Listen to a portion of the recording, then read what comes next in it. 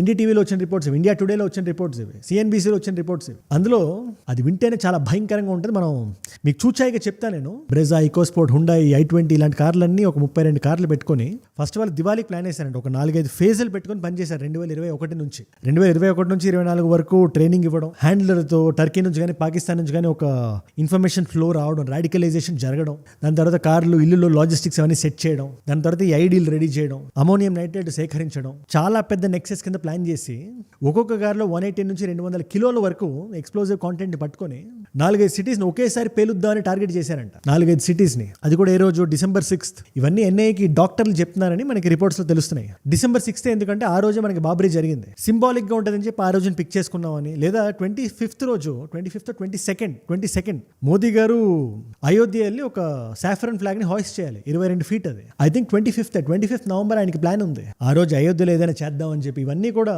Official గా రానివ్వండి, press meet పెట్టి వాళ్ళు చెప్పగానే నేను పూసకొచ్చినట్టు చెప్తా. ఇవన్నీ రిపోర్ట్స్ లో ఉన్నాయి కాబట్టి అలా టచ్ చేసి వెళ్తున్నాను నేను, అంతే. నేను చెప్పే పాయింట్ మీరు అర్థం చేసుకోవాలి. ఎందుకంటే ఇన్ఫర్మేషన్ మనకి మల్టిపుల్ సోర్సెస్ నుంచి వస్తుంది. అఫీషియల్ గా వచ్చేవరకు ఇన్ఫర్మేషన్ కన్నా మనం చూడాల్సింది ఏంటంటే ఆ స్కేల్ చూడాలి. మనం ఏదైతే i20లో లాల్ ఖిల్లా ముందు జరిగిందో దానికి 10 రెట్లు 100 రెట్లు పెద్దది రకరకాల సిటీల్లో ఒకేసారి కోఆర్డినేటెడ్ గా చేద్దాం అనుకున్నారు. అందుకని వాళ్ళకి సమాధానం చెప్పాల్సిన సమయం వచ్చింది. అండ్ మన వాళ్ళు సెక్యూరిటీ కౌన్సిల్ ఆల్రెడీ ఉగ్రవాద దాడని చెప్పేశారు. రిటాలియేషన్ ఖచ్చితంగా వస్తుంది. అది ఎప్పుడు అనేది మ్యాటర్ ఇక్కడ. అండ్ మనం కూడా మనం చేతనైనంత వరకు ఇన్ఫర్మేషన్ ఫ్రంట్ లో కూడా ఈసారి మనం ముందంజలో ఉంటామని, ఏదైనా మనం ఫ్రంట్ ఫుట్ లోనే కొట్టాలని, ఇన్ఫర్మేషన్ ని ఏం చేసినా మనం మీడియా ముందు పెట్టాలని on an immediate basis, just like how America does it, how China does it. Pakistan నేను ఎగ్జాంపుల్ కూడా తీసుకుంటే అది వంకాయ దేశం అది. బట్ అట్లీస్ట్ అమెరికా నుంచి కానీ చైనా నుంచి కానీ ఇవి నేర్చుకోవాలి మనం. మీరు అమెరికన్ పేజెస్, మీరు వెబ్సైట్లు